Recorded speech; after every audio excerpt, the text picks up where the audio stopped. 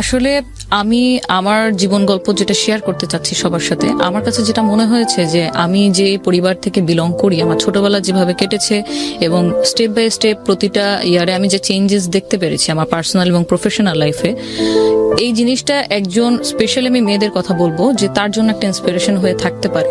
So সেই জায়গা থেকে আপনি আপনারটা শেয়ার করতে এসেছেন। সো আমরা স্টার্ট করতে পারি একেবারে ছোটবেলা থেকে, যেখান থেকে আপনার বলার আছে প্লিজ। কোন জেলায় জন্মগ্রহণ করেছেন?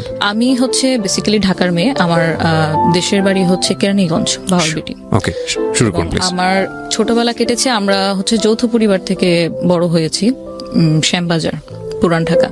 এবং আমার স্কুল ছিল হচ্ছে saint Francis Xavier's girls high school, যেটা হচ্ছে লক্ষ্মীবাজারে অবস্থিত। আমরা 4 বোন, আমাদের কোনো ভাই নেই। আমি হচ্ছে মেঝো। আমার বড় বোনের বিয়ে হয়ে গেছে অলমোস্ট 10 বছর, 2টা বাচ্চা আছে। তো আমার আব্বুরা হচ্ছে মানে সবাই খুব অবাক হয় যে আমার আব্বুরা খুব ফ্যামিলি আর কি খুব বড়। আমার আব্বুরা 10 ভাই 1 বোন। আমার আব্বু হচ্ছে মেঝো, আমিও মেঝো সন্তান। তো ছোটবেলার আপনার সবকিছুই খুব সুন্দর গোছানো ছিল, মানে একসাথে বেড়ে ওঠা, কাজিনদের সাথে খেলাধুলা করা। পুরান ঢাকাতে কি এটা? পুরান ঢাকা। ওকে। তো ওখানে তো প্রচুর মানে উৎসব জারি হোক না কেন সবকিছুতে একটা আমেজ লেগেই থাকে। পৌষ সংক্রান্তিও আমরা খুব ভালো মতো পালন করি।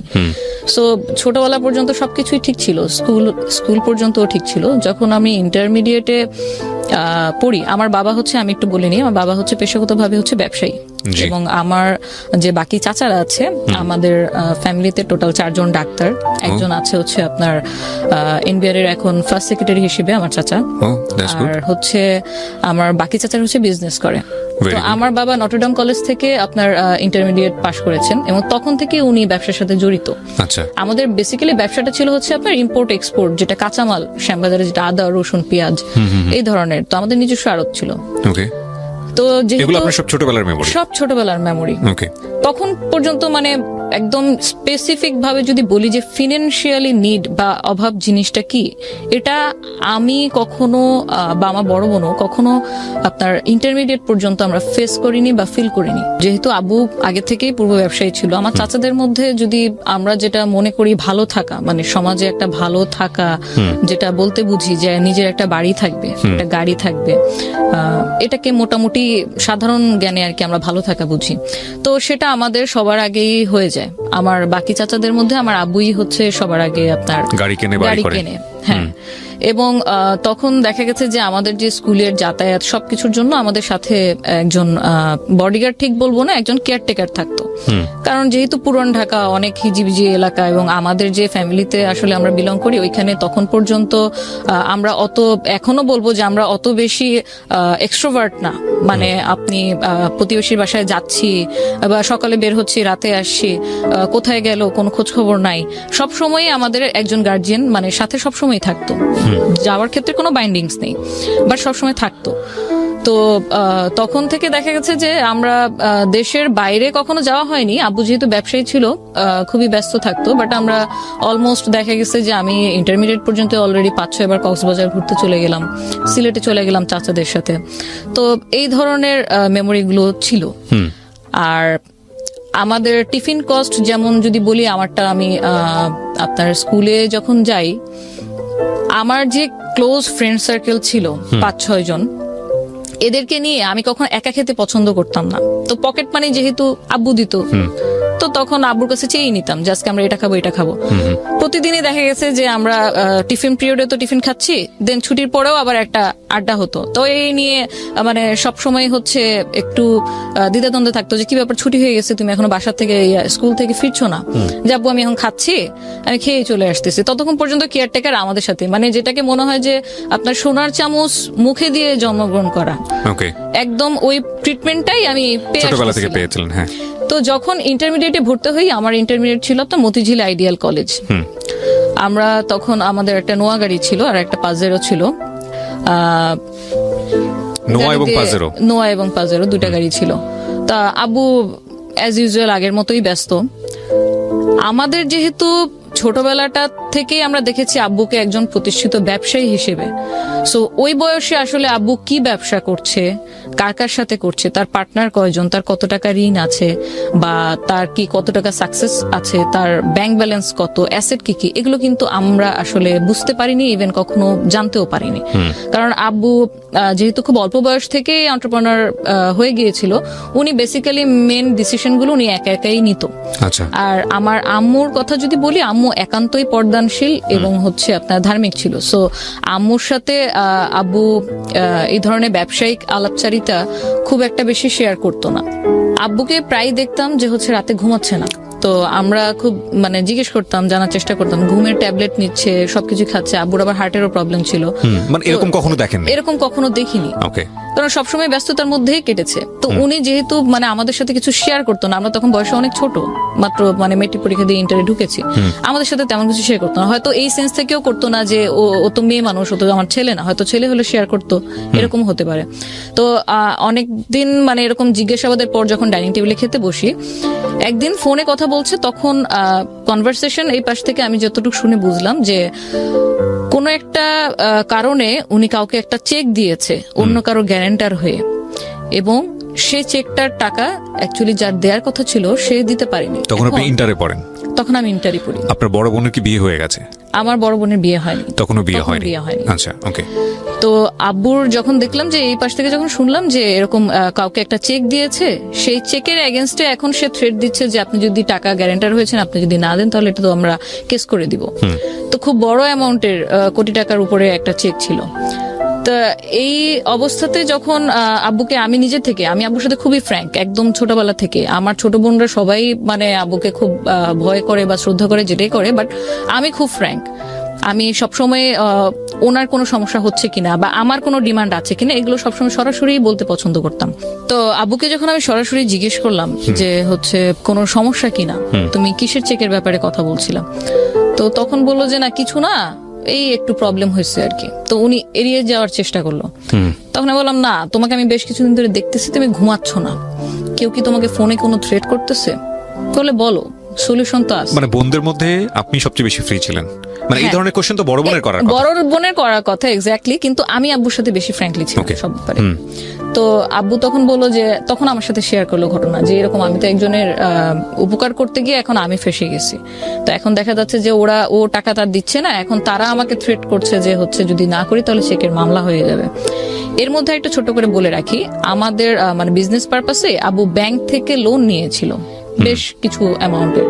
তো ব্যাংক থেকে লোন নেওয়ার পরে সেই লোন এরকম বাড়তে বাড়তে বছরে বছরে বাড়তে বাড়তে প্রায় আপনার 24 কোটি টাকার কাছাকাছি চলে গিয়েছিল। ও, এটা আপনারা কেউ জানতেন না? আমরা জানতাম না, মাই গুডনেস। কারণ এটা তো আমি যখন ছোট, আরো ছোট, তখন থেকে একটা, আচ্ছা তখন থেকে হচ্ছে? হ্যাঁ, তখন থেকে অলরেডি হচ্ছে। মানে আমি ইন্টারের পরেই আমার মেন হচ্ছে আপনার মানে ক্রাইসিসটা শুরু হয়, সবকিছু আস্তে আস্তে খোলাসা হতে থাকে। ওই পর্যন্ত আমরা কিছুই জানতাম না। ওকে।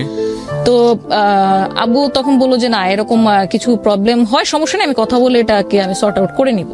একদিন দুই দিন আবার গেল, 3 দিনের দিন আবার যখন দেখলাম এখনো তাকে ফোনে মানে কন্টিনিউ কিছু লোক মানে হয়তো হুমকি ধামকি দিচ্ছে, তখন আমি বললাম ব্যাপারটা আমি আবার আমার দাদার সাথে চাচাদের সাথে শেয়ার করার জন্য আব্বুরে বললাম যে আচ্ছা ঘটনাটা কি আমাকে বলো, আমরা কোন একটা সর্ট আউট তো করবো। এখন এখানে যদি তোমারও কোনো ফল্ট থেকে থাকে বা যারই ফল্ট, এটা একটা সর্ট আউট করতে হবে। এভাবে ঝগড়াঝাটি করে তো আসলে ঝামেলা বাড়বে, ঝামেলা কমবে না। তো ওইখান থেকে দেখা গেলো যে হ্যাঁ, আবু বললো যে অমুকের কাছ থেকে আমি চেকটা আমি দিয়েছিলাম, কিন্তু এখন তো ওই উল্টা আমাকে থ্রেট দিচ্ছে। তো এই জিনিসটা যখন আমি চাচাদের সাথে শেয়ার করি, তখন আমি শেয়ার করতে গিয়ে দেখলাম যে হচ্ছে মানে আমার মাথায় আকাশ ভেঙে পড়ার মতো। এই জন্য আমি শেয়ার করতে গিয়েছিলাম ধরেন 5% একটা প্রবলেমের কথা, কিন্তু গিয়ে জানতে পারি অলমোস্ট 80% একটা প্রবলেম নিয়ে আমরা অলরেডি চলছি, মুভ করছি। মানে বিষয়টা হচ্ছে এরকম যে আমার শরীরের কোনো একটা জায়গায় ছোট্ট একটা কিছু হয়েছে বলে আমি ডাক্তারের কাছে গিয়েছি, কিন্তু গিয়ে দেখি যে ক্যান্সার হয়ে বসে আছে। সঠিক। হ্যাঁ। এবং যখন মানে দেখলাম যে আব্বু এত কিছু শুরুর থেকে আমাদের কাছে মানে হাইডের পর হাইড করে আসতেছে, আমরা জানি না। আমাদের যে বাসাটা ছিল, নিজেদের বাড়ি ছিল যেটা শ্যামবাজারে 9 তলা বিল্ডিং ছিল, আব্বু পাকিস্তান থেকে মার্বেল পাথর ইম্পোর্ট করে বাসাটা বানায়। My goodness. ওটার নিচেই আমাদের আড়ত ছিল। সেই বাসাটার এগেনস্টে অলরেডি আপনার মানে নিলামের নোটিশ চলে আসছে পত্রিকাতে। লোনের এগেনস্টে, যে যদি লোনটা শোধ না করেন টাইমলি, অলরেডি তো চেকের ব্যাপারটা ছিলই একটা মাইনর জিনিস, বাট এটা যখন জানতে পারি যে পত্রিকাতে চলে আসছে নিলাম হবে, এটা তো মানে সেই লেভেলের একটা বদনাম। বিশেষ করে আমাদের মতো ফ্যামিলি, আমরা তো ওখানে আমাদের ব্যবসা, আমার দাদা 1964 থেকে ব্যবসা করে, সো ওখানে আমরা খুবই রিনোন। তো যখন এটা জানলাম, আমার জাস্ট এটাই মনে হচ্ছিল যে তাহলে আমাদেরকে কেন বলা হয় নাই, আমরা তো অ্যাটলিস্ট হয়তো কিছু করতে পারতাম না, বাট একটা সাজেশন মেয়ে হিসেবে যতটুকু গাইডলাইন দেওয়ার কথা ততটুকু তো দিতে পারতাম, যতটুকুই নলেজে ছিল। তো এটা জানার পর তো তখন আব্বুকে গিয়ে আবার যখন বাসা ব্যাক করলাম, বাসা ব্যাক করে আব্বুকে বললাম, আব্বু এই ঘটনা, তাহলে আমাদেরকে কিছু বলো নাই কেন? বলে তোরা টেনশন করবি এই জন্য বলিনি। তোরা টেনশন করবি, আমরা যে তোমার 4টা মেয়ে, আম্মু আছে, আমাদের যদি আজকে বাড়িটা মাথার উপর থেকে ছাদটা যদি সরে যায়, আমরা যাব কোথায়? তাহলে ফিউচার প্ল্যান কি? তোমার তো একটা ব্যাকআপ তো থাকবে, তুমি এত বছর ধরে বিজনেস করতেছো, তো সেখানে তো মানে কোন একটা অ্যারেঞ্জমেন্ট তো থাকবে, হয়তো এফডিআর থাকবে, না তো অন্য কোথাও জায়গা কেনা থাকবে, কোনো ফ্ল্যাট কেনা থাকবে, আমাদের তাহলে সিকিউরিটি সিস্টেমটা কি ফিউচার? তার চেয়ে বড় কথা হচ্ছে তুমি কিভাবে এত টাকা মানে লস হলো তোমার, বা এত লোনটা কি কিসের জন্য হলো, এটার অ্যান্সার কি দিয়েছিল সে? এটার অ্যান্সার বলতে আব্বু যেহেতু অল্প বয়স থেকে ব্যবসা করছে, তো যখন দেখছে যে একটা বিজনেস করে ভালোই প্রফিট হচ্ছে, তখন একই সাথে আরো 3টা বিজনেস করে ফেলছে, এবং সবগুলোতে মোটামুটি ধরা গেছে। সবগুলোতে মোটামুটি যেমন প্রফিট করেছে। ব্যবসা আসলে হয় কি, যে লাভ হলে 500 টাকা লাভ হয়, লস হলে বা 5000 টাকা একসাথেই লস। জাস্ট এই কারণেই আপনার ওই ব্যাংক লোনে যাওয়ার কারণে আমার দাদার সবসময় নিষেধ ছিল যে ব্যাংকে লোন করো না, কারণ এটা আমাদেরকে মানায় না, সবাইকে ব্যাংক লোন মানায় না। তো উনি জানায়ও নেই যে উনি ব্যাংক লোন করছে। তো অনেক কিছুর ব্যাপারের কারণে উনি অনেকের কাছে ইনফরমেশন হাইড করে গেছে। কিন্তু এই যে আমার যে একটা ইনসিকিউর আমি ফিল করলাম তখন, যে আমি আমাদেরকে জানাও নাই, তাহলে এখন যদি বাসাটা সত্যি সত্যি নিলাম করে দিতে হয় বা কাউকে সেল করে দিতে হয়, আমরা কোথায় যাব? Right.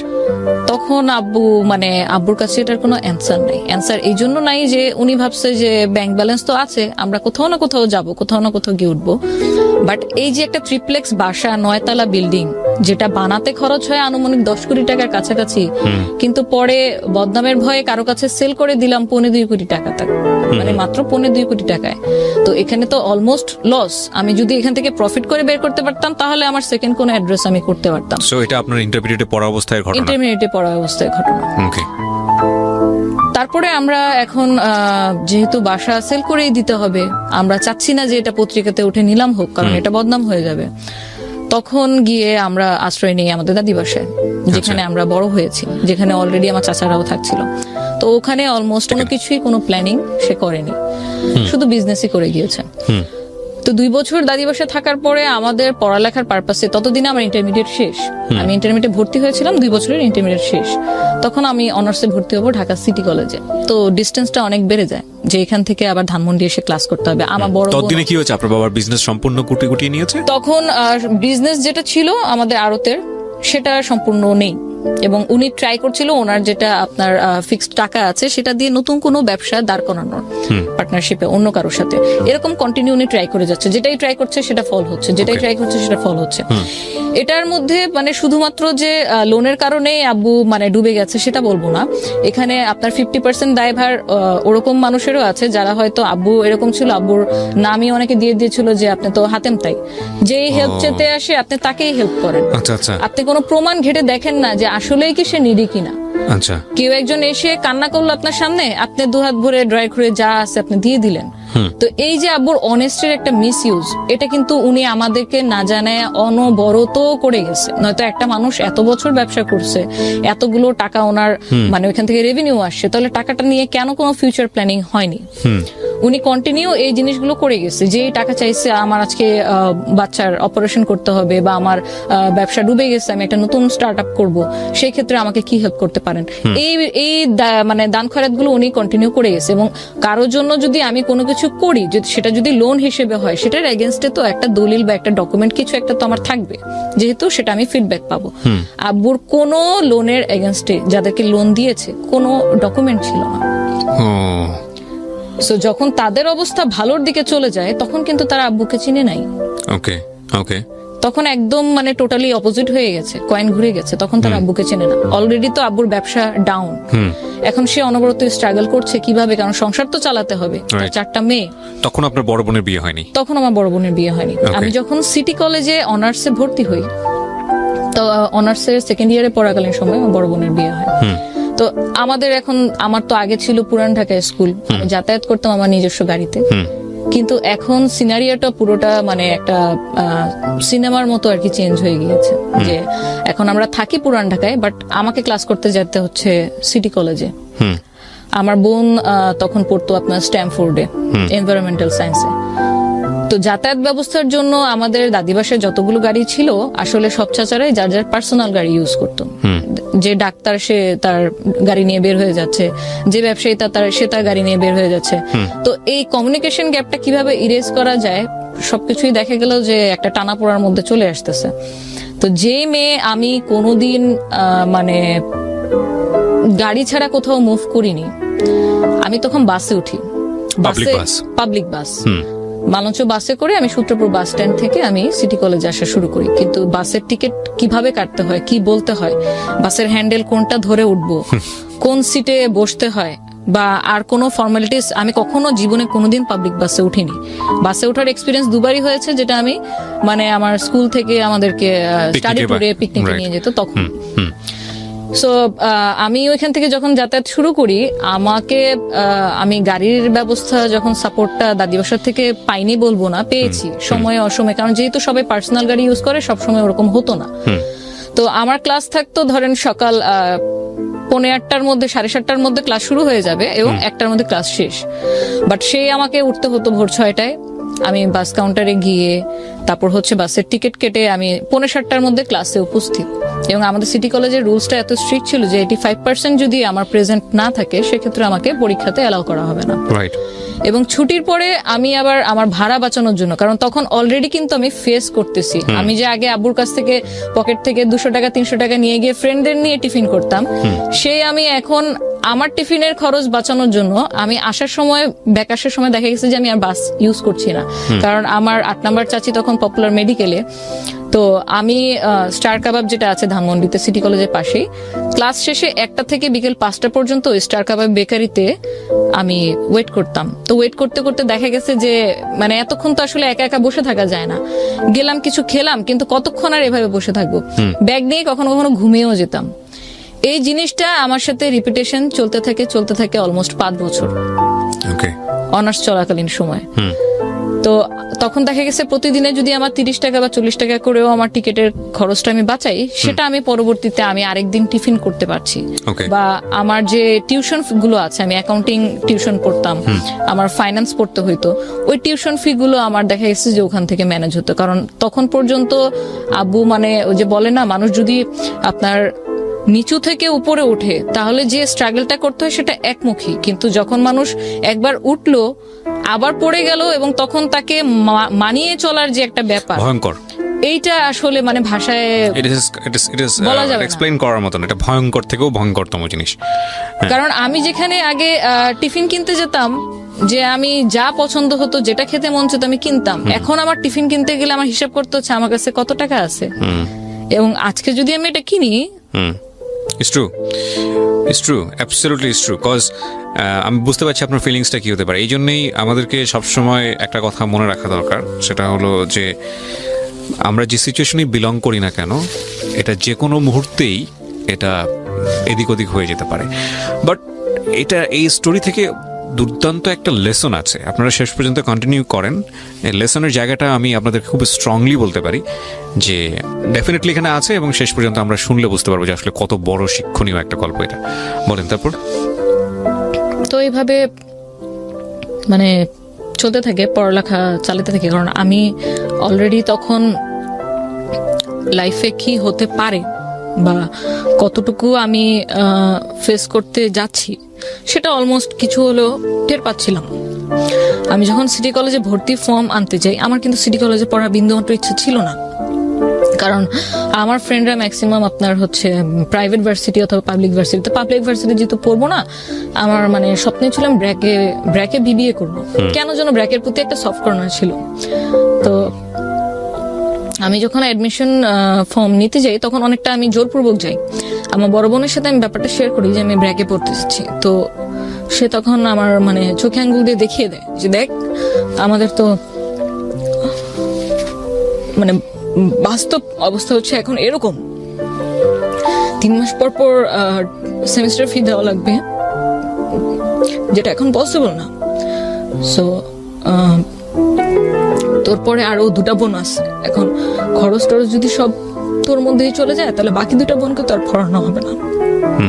So you sacrifice yourself. Yeah. Sorry. It's okay, take your time, no problem.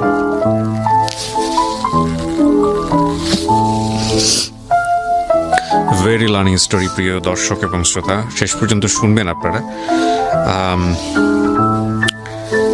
একটা মেয়ে বাংলাদেশে কি পারে এবং একজন নারী বাংলাদেশে কি পারে সেটা শিখতে হলে, জানতে হলে এই গল্পটা আমাদের শেষ পর্যন্ত শোনা উচিত। তারপর কি হলো? তারপর আমি তো ভর্তি হলাম, অ্যাকাউন্টিং আমার ফেভারিট সাবজেক্ট ছিল ইন্টারে ভর্তি হলাম, যে ঠিক আছে যদি আজকে আমি প্রাইভেট ইউনিভার্সিটিতে না পড়ার কারণে আমার বাকি 2 বোন ভালো টিউশন পায় তো আমি তো হ্যাপি। তো আমি ভর্তি হলাম, পড়ালেখার দিকে মনোযোগ দিলাম, কারণ যেহেতু আব্বুর অবস্থা এরকম, তখন পর্যন্ত উনি মানে ফিক্সড কোনো ইনকাম সোর্স বের করতে পারেনি। সেভিংস যা ছিল ওটাই ভেঙে এভরি সিঙ্গেল মোমেন্টসে আমরা চলতেছি। ফ্যামিলিতে একটা আর্থিক টেনশন, কি হবে এরকম একটা ব্যাপার, ফিউচারটা কোন দিকে যাবে, 4টা বোন এবং বাবার এই অবস্থা। তারপর আমি অনার্স কন্টিনিউ করছি, টিউশন এদিক দিয়ে কন্টিনিউ করছি। আমরা একটা পর্যায়ে ফিল করলাম যে এইভাবে আসলে এত দূর থেকে বোনদের যাতায়াত করা, আমার ছোট বোন, আমার ইমিডিয়েট ছোট বোন যে ছিল সে হচ্ছে আবার আপনার গুলশান মানারাত স্কুলে তাকে দিলাম, ইংলিশ মিডিয়াম স্কুল, ইংলিশ মিডিয়ামে আমার একদম ছোটটা। আর ইমিডিয়েট যেটা ছিল সে ঢাকা কমার্স কলেজে। তো প্রত্যেকটা ইনস্টিটিউশনই আমাদের পুরান ঢাকা থেকে খুব দূরে। তো পড়াশোনার তাগিদেই মেইনলি আমরা তখন মোহাম্মদপুর শিফট হয়ে যাই। ওকে। মোহাম্মদপুর শিফট হওয়ার পরে আমার বড় বোনের বিয়ে। মোহাম্মদপুর যে শিফট হয়ে আমরা যে বাসাটায় উঠি ইকবাল রোডে, বাসা ভাড়া ছিল মান্থলি 50,000 টাকা, এবং আপনার সার্ভিস চার্জ বাকি অ্যাডিশনাল ইউটিলিটি সবকিছু মিলে অলমোস্ট আরো 5,000, মানে 55,000 টাকার মান্থলি। মানে এখানে একটা আমাদের প্রশ্ন আসতে পারে দর্শকদের, যে যেহেতু আপনাদের ওই পরিমাণ এফোর্ট ছিল না, তাহলে এত হাইলি মানে ভাড়া দিয়ে এত দামি বাসায় কেন ওঠা দরকার? আচ্ছা, এই ব্যাপারটা টোটালি মানে আমি ব্লেম ঠিক বলবো না, মানে ডিসিশন মেকার ছিল আমার আব্বু। আচ্ছা, আমার আব্বু সব সময় আমাদেরকে যেভাবে লালন পালন করে মানে বড় করেছে ওটাই রাখতে চাইতো। মানে আমার মেয়েরা কষ্ট করবে, তাদের কষ্ট হবে। ইভেন আমি যে বাস জার্নি করি, এটা আব্বুর পছন্দ ছিল না।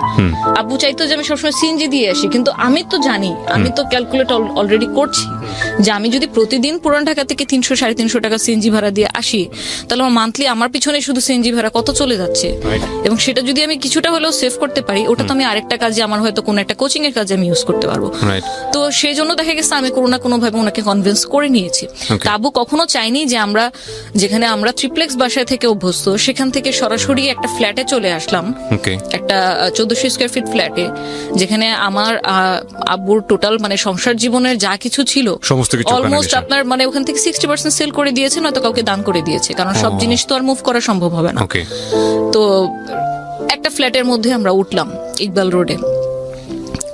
ওইখান থেকে দেখা গেছে যাবো প্রতিদিন কাজের তাগিদে নতুন নতুন জায়গায় যাচ্ছে, নতুন নতুন মানুষের সাথে মিশছে। কি করা যায়, যতটুকুই টাকা হাতে আছে এটা নিয়ে আমার একটা ইনকাম সোর্স তো বের করতে হবে, আদারওয়াইজ আমি তো ফ্যামিলি নিয়ে চলতে পারবো না ঢাকা শহরের মতো জায়গায়।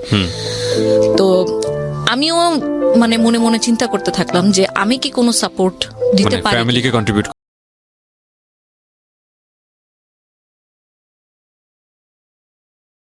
যেটা আমি কোনোদিন পারিনি। আমি কোনোদিন আমার ছোট বোনকেও পড়াইতে পারিনি, আমি জানি না কেন। তো টিউশনিটা আমার দ্বারা হবে না, তাহলে অল্টারনেটিভ কি করা যায়? তো আমি যেহেতু আমার বাবাও ব্যবসায়িক পরিবার থেকে বিলং করি, আমার ছোটবেলা থেকে ইচ্ছা ছিল যে আমি বিজনেস করব। কিন্তু কি বিজনেস করব? বিজনেস করতে একটা পুঁজি লাগে, একটা নাম লাগে, একটা প্রতিষ্ঠান লাগে, কিছু প্রসিডিউর আছে, কিছু ডকুমেন্ট আছে। এত কিছুর ধ্যান ধারণা তো আমার নাই, তখন পর্যন্ত ছিল না। বাট আমার কিছু একটা করতে হবে যেটা দিয়ে আমি আর্নিং করতে পারবো, যেটা দিয়ে আমি আমার ফ্যামিলিতে কিছু হলেও কন্ট্রিবিউট করতে পারবো। আমার বড় বোনের যেহেতু আমরা মোহাম্মদপুরে মুভ করার পরপরই বিয়ে হয়ে যায়, সো ওর পক্ষে আসলে অতটুকু সম্ভব ছিল না আমাদেরকে কন্ট্রিবিউট বা দেখাশোনা করা, ফিনান্সিয়ালি কন্ট্রিবিউশন যেটাকে বলে। আদার মেন্টাল সাপোর্ট বা আপনি যে কোনো ধরনের কন্ট্রিবিউশন তো এখনো করে যাচ্ছে, still now, but financially contribution সে বেশি একটা দিন করতে পারেনি। সে পরে ইংলিশ মিডিয়াম স্কুলের একটা টিচিং এ আর কি প্রফেশনে চলে যায়। তারপর আমি যখন অনার্স ভর্তি হই তখন আমি যেহেতু একটু এক্সট্রোভার্ট, আমার ফ্রেন্ড সার্কেল খুব ভালো আমি মেনটেন করতে পারি বা সবার সাথে মিশতে পারি, ওই সুবাদে আমার দেখা গেছে যে আমার ক্লাসেই খুব ভালো ভালো ফ্রেন্ড তৈরি হয়ে যায়। এবং সবার ক্ষেত্রেই মানে এমন একটা ফিডব্যাক আমার পেতে হয়েছে, যখন আমার সাথে কেউ মিশতো, খুব ভালো ঘনিষ্ঠ ফ্রেন্ড হয়ে গেছে, আস্তে আস্তে যখন ও আমার ব্যাকগ্রাউন্ড জানতো, আমার ফ্যামিলি এই বাবা এই ছিল, আমরা অমুক জায়গায় ছিলাম, আমাদের এই ছিল, সবাই শুধু আমাকে একটা কমন কোশ্চেন কেন যেন করতো, তোমাকে দেখে তো বোঝা যায় না যে তোমাদের এত মানে সম্পত্তি ছিল। কোশ্চেনটা আমার কাছে খুব ব্যক্তিগতভাবে ফানি এই জন্য লাগতো যে আমাকে কি অলওয়েজ শো করতে হবে যে আমার কি আছে? আমি তো এটা তখন শো করতে পারবো যেটা আমি নিজে ইনকাম করতে পারবো। ওটা আমার দাদার ছিল, ওটা আমার বাবার ছিল, ওটা আমার ছিল না।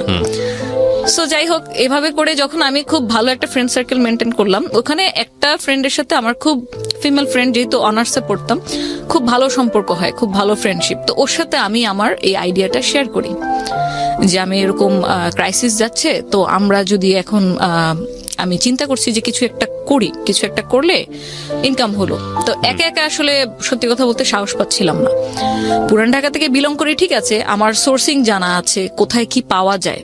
বিজনেস করতে গেলে আমি যদি প্রোডাক্ট নিয়ে কোনো বিজনেস করি বা সার্ভিস নিয়ে করি, কোন জায়গাটায় চিপে আমি কোন জিনিসটা পাবো, কোন জায়গায় আমার ম্যান পাওয়ারটা আমি ভালো পাবো, চিপে পাবো, এক্সপার্ট পাবো, এই আইডিয়াগুলো আমার ছিল। কিন্তু ওই যে একজন থাকে না যে সাপোর্ট দেওয়ার মতো, তো আমি মনে মনেই খুঁজছিলাম যে সেটা যদি আমার ভালো বেস্ট ফ্রেন্ডই হয় তাহলে কেন না। তো আমি যখন আইডিয়াটা তার সাথে শেয়ার করলাম, সেও রাজি। কি ছিল আইডিয়াটা? এখন আমাদের মানে বিজনেস করার আইডিয়াটা একটা অফার থেকে আমরা গেইন করি। আমরা পরিকল্পিতভাবে কোনো আইডিয়া মানে তখনও মেক করতে পারিনি। She was my friend. তো তারই কোনো এক ফ্রেন্ড অফার করলো যে দোস্ত, আমার এক ফ্রেন্ডের বিয়ে হবে, তো ওর কিছু ডালাকুলা সাজিয়ে দিতে হবে। এখন তোর কি কোনো লোক আছে, তুই পারবি? ও তো প্রথমে বললো যে হ্যাঁ পারবো, লোক আছে। কারণ আমি তো অলরেডি ওটা নিয়ে আমরা মানে ঘাটতেছিলাম যে কি করা যায়। So you are planning for an event planner. Okay. তো 2010 এর কথা বলছি আমি। 2010 তখন পর্যন্ত আমরা হিন্দি একটা মুভি জানি যে ব্যান্ড বাজা বারাত, খুব ফেমাস হয়েছিল যে ইভেন্ট প্ল্যানারের এরকম। তখন পর্যন্ত মুভিটা রিলিজ পায়নি। Okay. তো যখন ওর কাছ থেকে কথাটা শুনলাম, তখন দুজন মিলেই মানে সম্মিলিতভাবে ঠিক করলাম যে আচ্ছা, আমরা অন্য কাউকে দিয়ে কেন করাবো, আমরা তো চাচ্ছিলাম কিছু একটা করতে, চল আমরা এটাই ট্রাই করে দেখি। আমরা নিজেরাই করি, আমরা নিজেরা করে দেই। যদি দেখি যে হ্যাঁ ক্লায়েন্ট স্যাটিসফাইড, তোর ফ্রেন্ড স্যাটিসফাইড, তাহলে আমরা এটা নিয়ে আরো ডিপলি চিন্তা করবো। এগুলো সব একটা লিস্ট আউট করলাম, যেহেতু আমরা নতুন, আমরা জানি না। তো পরে গাউসিয়া গেলাম, চকবাজার গেলাম, কোথায় ডালা পাবো, কোথায় কুলা পাবো, ভিতরে কি কি দিতে হয়, ওই জিনিসগুলো যদিও সে দিত, বাট ওগুলো সাজাবো কোন ওয়েতে, এটা মেয়ের ডালা না ছেলের ডালা, কালার কি কি দিলে ভালো হয়, কালার কোড আছে কিনা। নেভার, না, I have personal experience on this, কারণ আমার বোনের বিয়ে সম্পূর্ণটা আমি অ্যারেঞ্জ করেছি। এবং আমার ফ্যামিলিতে যতগুলো প্রোগ্রাম হয়েছে, দেখা গেছে কোনো না কোনো একটা দায়িত্ব আমাকে দেওয়া হতো, এবং আমার দায়িত্ব আমি যতটুকু পালন করতাম সবাই খুব হ্যাপি। এই কাজটা মানে এই যে ইভেন্ট ম্যানেজমেন্টের যে বিষয়টা, এটা আমাকে ছোটবেলা থেকে খুব উৎসাহ দিত। তো মেন্টালি একটা প্রিপারেশন ছিল যে এই টাইপের কিছু করবো, বাট এরকম অফারটা সামনে থেকে আসাতে আমার জন্য খুব ইজি হয়ে গেছে ওটাকে গ্র্যাব করা। তো পরে আমরা ওটা করলাম, ওটাতে সাকসেসফুল হলাম। দেন আমরা আরো ডিপলি প্ল্যানে গেলাম। কত টাকা পেলেন ওখানে? আমাদের প্রফিট ছিল 1500 টাকা। আমরা কিছু ডালাকুলা, মানে 4-5টার মতো ডালাকুলা ওদেরকে সাজিয়ে দিয়ে, মানে আমাদের প্রফিট ছিল 1500 টাকা। 1500 টাকা পেয়ে আমরা তখন মহা খুশি, কারণ এটা লাইফের আমার মানে ফার্স্ট ইনকাম। তো তখন প্ল্যান করে এটাকে নিয়ে আরো ডিপলি কি করা যায়। এই করতে করতে আমরা একটা লিস্ট তৈরি করলাম যে ইভেন্ট ম্যানেজমেন্টে কি থাকে, আমরা কতটুকু সাপোর্ট দিতে পারবো, আর আমরা এটাকে প্রচার করব কিভাবে, মানুষকে জানাবো কিভাবে যে আমরা এই কাজ করি, আর আমাদের কাজগুলো করে দিবে কে। এই টোটাল জিনিসটা মানে লিস্ট আউট করলাম। আমি যেহেতু তখন একদমই মানে নিউবি, বিজনেস মানে এন্টারপ্রেনার হিসেবে নিউবি, সো ওর সাথে যে আমার যে একটা বেস্ট ফ্রেন্ডের রিলেশন, এটাই আমার কাছে তখন মুখ্যম বিষয়। পার্টনারশিপ করতে গেলে যে এখানে কোনো ডকুমেন্ট করতে হবে, এডিট করতে হবে, এই ধরনের কিন্তু কোনো আইডিয়াই ছিল না। থাকাটাই আমার কাছে মনে হচ্ছে অপ্রাসঙ্গিক। বিকজ আমার জায়গা থেকে যেটা মনে একটা প্রতিষ্ঠান করতে গেলে, আমি এখানে শেয়ার করছি, অনেক কিছু প্রয়োজন হয়। গভর্নমেন্ট ডকুমেন্টের অনেক কিছু প্রয়োজন হয়, কিন্তু এটা আসলে আমাদের যখন আমরা ল্যান্ডে নামি তখনই জানতে পারি, রাগ পর্যন্ত জানার ওইভাবে আসলে সুযোগও নেই। হ্যাঁ বলেন তারপর। সঠিক।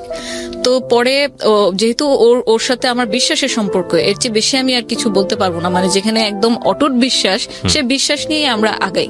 ওর সাথে আমি পার্টনারশিপ করি, আমরা 50-50% নিতাম। তো আমিও খুঁজে খুঁজে ওকে নিয়ে একদম প্রত্যেক জায়গায় ঘুরি যে আমাদের যদি ওয়েডিং এর কাজ আসে আমরা কোন কারিগর দিয়ে করাবো। তখন আমরা বিভিন্ন মার্কেটে যাই, মার্কেটে গিয়ে কারা কারা এই কাজগুলো করছে, কারা কোন রেটে দিচ্ছে। একই ডিজাইন আমরা দেখা গেছে যে ট্যাবলেটে নিয়ে বা মোবাইলে নিয়ে 10টা দোকানে দেখাচ্ছি, তো যে কারিগর রেটটা কম দিচ্ছে তুলনামূলকভাবে তার কাজের মান ভালো, আমরা আবার বিভিন্ন ভেন্যুরে কি করতাম, সাপোজ যে ওনারই কোনো ইভেন্ট চলছে, উনি হয়তো অফার দিল, ম্যাডাম আপনি যদি আমার কাজ দেখতে চান আইসেন।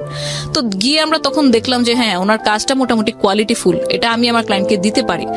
এরকম ভাবে বিভিন্ন জাস্টিফিকেশন করে আমরা একটা টিম ক্রিয়েট করি যে আমাদের ওয়েডিং এর কাজ হলে ওকে দিয়ে করাবো, বার্থডে কাজ হলে ওকে দিয়ে করাবো, আর এই যে কনসালটেন্সির যে জিনিসটা এটাই থাকবে আমাদের প্রফিট। এবং এই পার্টটাতে দেখা গেছে যে টোটাল ক্লায়েন্টের সাথে যত ধরনের ডিলিংস, এই টোটালটাই আমার ফ্রেন্ড করছে। যে ক্লায়েন্টের সাথে যোগাযোগ করা, ফেসবুকে কেউ মেসেজ দিল তাকে রিপ্লাই দেওয়া, আমরা জাস্ট একটা ইনিশিয়াল ভাবে 22,000 টাকার একটা ইনভেস্টমেন্ট নিয়ে নামি। এবং তখন যেহেতু ডিজিটাল মার্কেটিংটা কি এই ব্যাপারে কোনো জ্ঞান ছিল না, শুধু জানতাম কি ব্যবসা মানে হয়তো ফেসবুকে একটা পেজ খুললেই হয়ে যায়।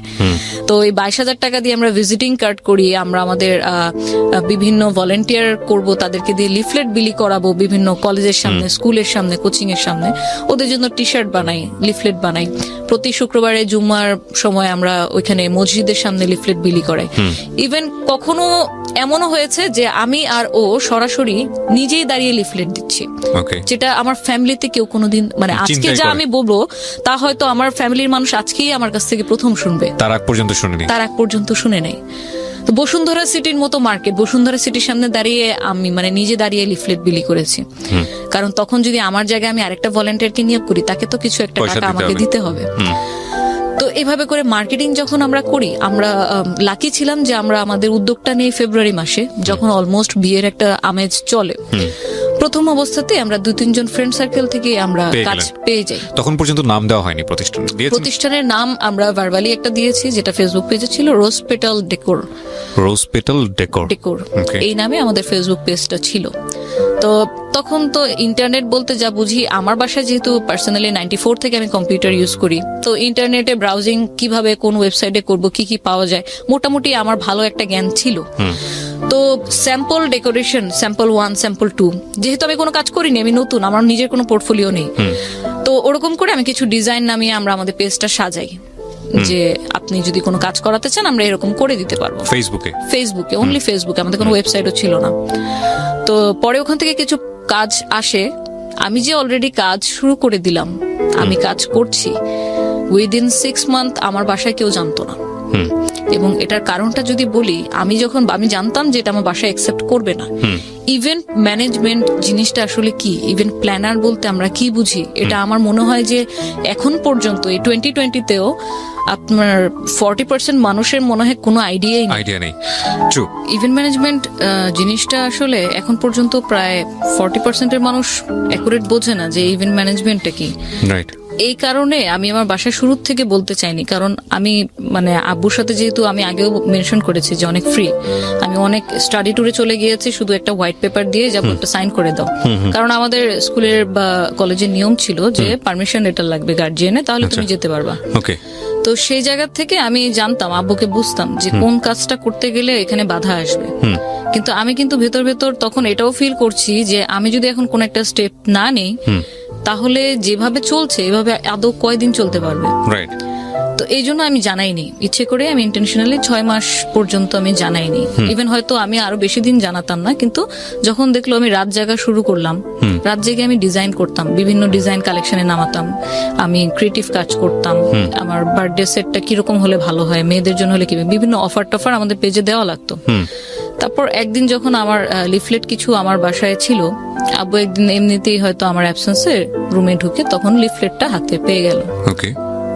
এটা মানে উনি ওয়েট করছিল যে কখন আমি বাসায় ব্যাক করব কলেজ থেকে।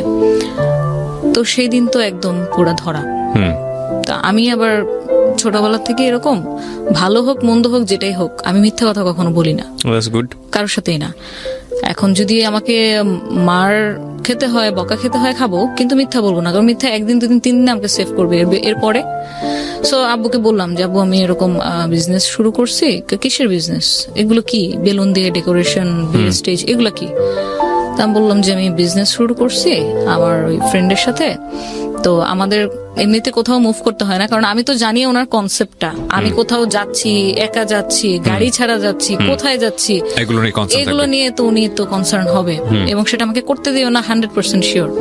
তো ওনাকে কনভিন্স করার জন্য আমার যতটুকু ইনফরমেশন ওনাকে দেওয়া দরকার ততটুকু দিলাম, যে দেখো আমি আমার ফ্রেন্ডের সাথে করতেছি, এটা একটা অনলাইন বেস, আমাকে কোথাও যেতে হয় না, আমি বাসায় থেকে কাজ করি, নেটে আমাদের অর্ডার আসে, আমি নেটেই আবার মেল করে এই জিনিসটা আমি আমার লোককে পাঠিয়ে দিই যে আমার অমুক ভেন্যুতে।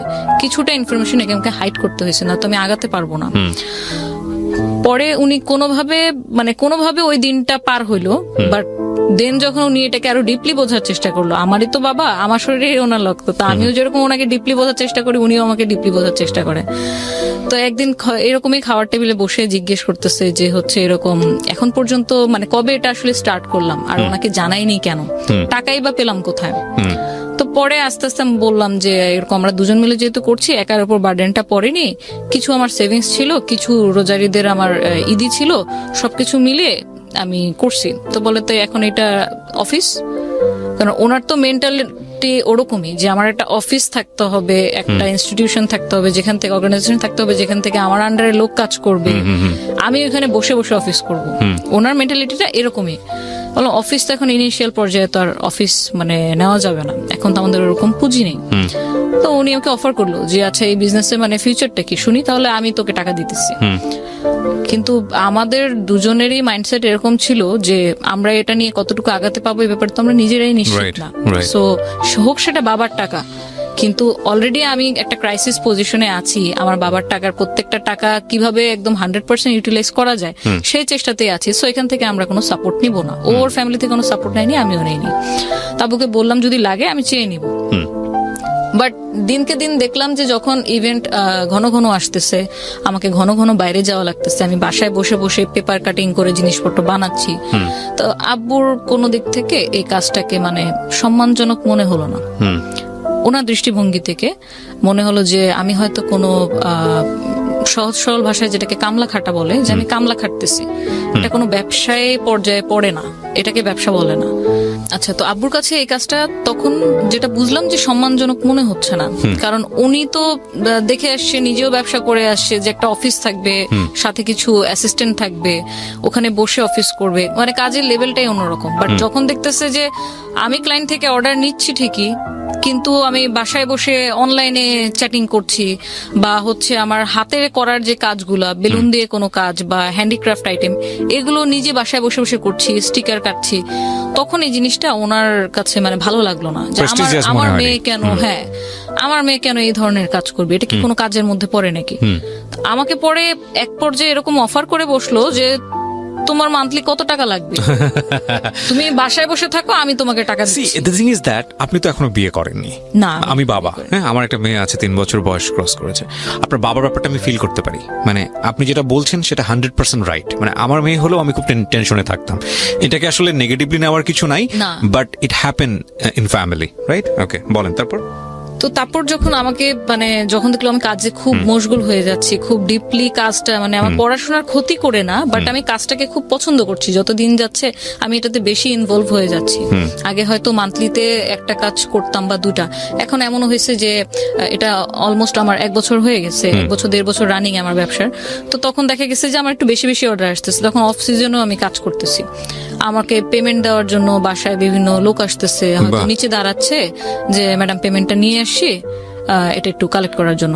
তো এই যে লোকজন আসতেছে, আব্বুর এটাও টেনশন হয় একজন বাবার দৃষ্টিকোণ থেকে, যে এই যে লোকটা আসলো তার ব্যাকগ্রাউন্ড কি, সে জাজ করতেছে যে হচ্ছে এখন তো মানে আজকে হয়তো সে তোর আন্ডারে আছে, হয়তো ওয়ার্কার বেসিসে আছে, দিনমজুর হিসেবে আছে, কিন্তু এটা কি অ্যাকচুয়ালি মানে ভালো কিনা লোকটার, মানে আমরা যখন কাউকে এমপ্লয়েড করি তখন তো তার সিভি নেই বা কিছু নেই, বাট আমার তো ওদেরকে আসলে হাজিরা বেসিসে কাজ করা, ওর ব্যাকগ্রাউন্ড সম্পর্কে সত্যি কথা বলতে একটা এনআইডি কার্ডও আমার ছিল না। সো আব্বুরও এই কনসার্ন থাকাটা মানে ঠিক ওনার জায়গা থেকে। তো যখন দেখলাম বেশি বেশি ইনভলভ হচ্ছি, তখন আমাকে একটা পর্যায়ে অফারই করে বসলো যে হচ্ছে দেখো তুমি এরকম প্রতিদিন বাইরে যাও, বিভিন্ন ভেনুতে যাও, এই যে ভেনুতে দাঁড়ায় থাকো, মানুষ আসে কোশ্চেন করে তোমাকে, এটা এরকম কেন হয়েছে, এটা ঠিক করে দেন, একটা পেন নেওয়া, মানুষের কথা শোনা, আবার একদম লাস্ট পর্যন্ত থেকে তাদেরকে হ্যান্ড ওভার করে দেওয়া। কেউ কেউ অনেকে বিলও কম দিচ্ছিল তখন প্রথম যে ডিড হয়েছে সাপোজ কথার কথা যে 20,000 টাকা কোনো একটা কাজ, সেখান থেকে আমাকে দেখা গেছে যে 5,000 টাকা কেটে দিচ্ছে, 2,000 টাকা কেটে দিচ্ছে। তো এই জিনিসগুলা উনি তো ওনার জায়গা থেকে কিছু হলেও বুঝতে পারতেছিল, কারণ অ্যাকচুয়ালি আমি তো একদম মানে কাদামাটি থেকে গড়ে ওঠা মানুষ। সো তখন বলো যে তোমার মান্থলি কত টাকা হাত খরচ লাগবে বলো, আমি তোমাকে দিচ্ছি, কিন্তু তুমি এই কাজটা অ্যাটলিস্ট করো না, আমার মান সম্মানটা কিছু হইলেও রাখো। ওনার খুব মানে প্রেস্টিজে লাগলো যে আমি এই ধরনের কাজ কেন করছি। এই জায়গা থেকে মেন কনফ্লিক্টটা আব্বুর সাথে আমার শুরু হয়। আমি হচ্ছে যে না, আমি করব কাজ, কোনো কাজকে আসলে ছোট করে দেখা যাবে না।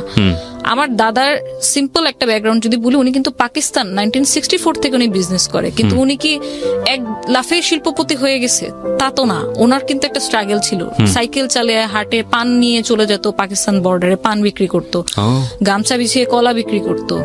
যখন আপনার দোকান ছিল আড়তে, আমাদের প্রথম আড়ত, তখন আমার দাদা কখনো এটা চিন্তা করেনি যে হচ্ছে আমার আজকে যদি আমি মজুদ, এখন আমরা রিসেন্টলি যেটা দেখি পেঁয়াজের দাম কেন বেড়ে যায়, আদার দাম কেন বেড়ে যায়, আমার দাদা কখনো মজুদ করে রাখতো না। ওনার হিসাব ছিল আমার আজকে খাবারের মতো টাকা উঠে গেছে, আমি শাটার বন্ধ করে বাসায় যেয়ে ফ্যামিলিকে টাইম দিব। সো ওই জিনিসটা না আমার ভিতরেও কাজ করতো যে যদি আমার দাদা কলা বিক্রি করতে পারে, উনি যদি পান বিক্রি করতে পারে মানুষের কাছে, দেন তো ইম্পোর্ট ব্যবসা শুরু করলো। কি ছিল মানে কি করেছিল শেষ পর্যন্ত? ওনার তো হচ্ছে উনি ইন্ডাস্ট্রিয়ালিস্ট ছিল, ওনার রেক্সিনের ফ্যাক্টরি, তারপর হচ্ছে আমাদের যে এটা হচ্ছে আমাদের মানে পিতৃগত ব্যবসা, যেটা যে ইম্পোর্টার কাঁচামালের, আমাদের এখন বর্তমানে এখন পর্যন্ত 2টা আড়ত আছে ওখানে। আমার দাদা মানে কাঁচামাল বলতে মানে সব ধরনের বাজারের কাঁচা সবজি থেকে শুরু করে সমস্ত কিছু, যে আদা রসুন পেঁয়াজ তারপর মরিচ এগুলো। এখন তাহলে আমি যদি আজকে আমি নিজে লিফলেট বিলি করলাম, বা নিজে দেখা গেছে যে আমার ফুলের ওয়ার্কারের জায়গায় আমি তো প্রত্যেকটা কাজ বলবো হাতে ধরে শেখা, আমি যে শুধুমাত্র ভেন্ডর হায়ার করেছি তা না। এই যে বেলুন কিভাবে আপনার ফ্লাওয়ারের একটা শেপ নিয়ে আসতে হবে, সেটা কিন্তু আমি আমার ওয়ার্কে শিখাইছি, ইউটিউবে ভিডিও দেখে, টিউটোরিয়াল ভিডিও দেখে। ওরা তো এসব জানে না, ওরা টেকনোলজি থেকে অনেক দূরে। সো প্রতিটা কাজ আমার হাতে দেখিয়ে করানো। তো আমার কথা হচ্ছে যে যদি আমি কোনো কাজ করে সেটা সম্মানের সাথে, অনেস্টের সাথে যদি আমি আর্ন করি, সেটাতে তো লজ্জার কিছু নেই। এখন যদি একটা সিএনজি ওয়ালার কথা বলি, সে তো অ্যাটলিস্ট ভিক্ষা করছে না, সে কাজ করছে, কাজ করে কামাচ্ছে, তাকে তো হচ্ছে আমরা অসম্মানের চোখে দেখতে পারি না। আব্বুর সাথে যেটা দেখা গেছে, আব্বুর জায়গা থেকে দাঁড়িয়ে তার মেয়ে হিসেবে আমাকে যেটা বলছিল সেটা আমি নিতে পারছিলাম। তো এই জায়গা থেকে কিছু আপনার দ্বন্দ্ব রেগুলারই হচ্ছে। তারপর আমি ফটোগ্রাফি শুরু করি, ফটোগ্রাফিও করি, আমার ফটোগ্রাফি করার শখ ছিল। ওটা নিয়েও দেখা গেল যে না, মানুষের ছবি তোলা ঠিক হবে না, মানুষের ছবি তোলা ঠিক না, এটা এগ্রি করি, এবং এগ্রি করি বলেই আমি 2 বছর কন্টিনিউ করে তারপর আর ফটোগ্রাফি করিনি। তো দিন যত যেতে থাকে আমার দিক থেকে আপনার মানে স্কোপটা কমতে আসে। আমি এক সময় হতাশ হয়ে যাই যে আমি তো বাসায় তখন অলরেডি মান্থলি কিছু না কিছু দিচ্ছি, দেখা গেছে যে হচ্ছে আমার প্রতি মাসে বাজারটা হয়তো আমি করে ফেলতেছি। এবং মোহাম্মদপুরে যাওয়ার পর থেকে যেটা হয়েছে যে আমাদের ওই যে একটা কেয়ারটেকার থাকার যে একটা ছোটবেলা থেকে বেড়ে ওঠা, ওই কেয়ারটেকার জিনিসটা আর ছিল না। এখন নিজেদের কেয়ার নিজেদেরই করতে হবে। সো যেহেতু মোহাম্মদপুর থাকি, আমি বাজার, কাঁচা বাজার যেটাকে বলে, বাসার সদাই কেনা, এটা আমিই করতাম। আমাকে ছোটবেলা থেকে আমার চাচা চাচি, খালা খালু, মামা এরা বলতো যে এটা তো কুতুবের, আমার আব্বু আর কি, কুতুবের মেয়ে না, ও হচ্ছে কুতুবের ছেলে। কারণ ওই যে ছোটবেলা থেকে এই ধরনের কাজ আমি করি। তো বাজারে একদম টোটালি 2010 থেকে শুরু করি, এখন 2020 চলে, 10 বছর ধরে আমার বাসার বাজার আমিই করি এখন পর্যন্ত। তো তখনও কন্ট্রিবিউট করছি, হয়তো কিছু কন্ট্রিবিউট করতে পারতেছিলাম বলে আব্বু একদম টোটালি জিনিসটাকে মানে ডিসএগ্রি করতে পারেনি। আচ্ছা করতেছে করুক, আচ্ছা। কিন্তু আব্বুর ধারণা এবং সবার ধারণা, আমার বোনের ধারণাও এটা ছিল যে ইভেন্ট ম্যানেজমেন্ট জিনিসটা মানুষ ভালো চোখে দেখে না। তারা ইভেন্ট বলতে ভাবে যে হয়তো আমরা যেটা দেখি বিভিন্ন ফেয়ারে গেলে আপনার রিপ্রেজেন্টেটিভ থাকে কিছু, ফর্মাল ড্রেসে পরা, আইডি কার্ড ঝুলানো, কি লাগবে স্যার, কি সার্ভিস দিতে পারি, এই ধরনের। ওনাদের কনসেপ্টটা অতটুকুর মধ্যে সীমাবদ্ধ ছিল যে দেখ মানুষ তো আর বুঝবে না যে তুই এখানে নিজে ভেনুতে মানে তুই মালিক, তুই ডিরেকশন দিচ্ছিস কিন্তু কাজ করতেছে তোর আন্ডারে অন্য কেউ। মানুষ কিন্তু ইভেন্ট ম্যানেজমেন্ট বলতে এটাই ভাববে যে তুই নিজে ফিজিক্যালি ওইখানে গিয়ে হয়তো এরকম সবার সাথে মানে অ্যাজ এ জব টাইপের কাজ আর কি এরকম করতেছিস। তো এটা আসলে আমাদের সাথে যায় না। আমাদেরকে মানুষ কি বলবে, যারা পরিচিত আত্মীয় স্বজন আছে এরা তো এটা ভালো চোখে দেখবে না, ইভেন দেখছে না এখন পর্যন্ত, তুই এটা ছেড়ে দে। তো এরকম বোনের সাথেও দ্বন্দ্ব চলতেছে, বাবার সাথেও দ্বন্দ্ব চলতেছে। আমাকে এটা মানে ম্যানেজ করতে খুব কষ্ট করা লাগছে। ম্যানেজ আমি ততদিন পর্যন্ত করতে পারিনি যতদিন না আমি আরো বড় বড় কোনো কাজ আমি নিয়ে আসতে পারতেছিলাম। কন্টিনিউ আমরা মার্কেটিং করার চেষ্টা করতেছি কিভাবে আরেকটু ভালো কাজ করা যায়। তো আল্লাহর অশেষ রহমতে দেখা গেছে যে অ্যাটলিস্ট 3 বছর যখন কেটে যায় আমরা মোটামুটি তখন কিছু টুকটাক কর্পোরেট কাজ করা শুরু করি। যেমন আমরা বসুন্ধরা সিটি শপিং মলে আপনার রমজান মাসে যে 1 মাসের একটা ডেকোরেশন থাকে, আউটডোরে গেট থাকে, এই কাজটা আমরা প্রভিটা গ্রুপের স্পন্সরশিপ নিলাম, নিয়ে ওদের ব্যানারে আমরা ওখানে ডেকোরেশন করি। তখন আমরা রিয়েলাইজ করি কর্পোরেট কাজ কতটুকু ভ্যাস্ট হয়।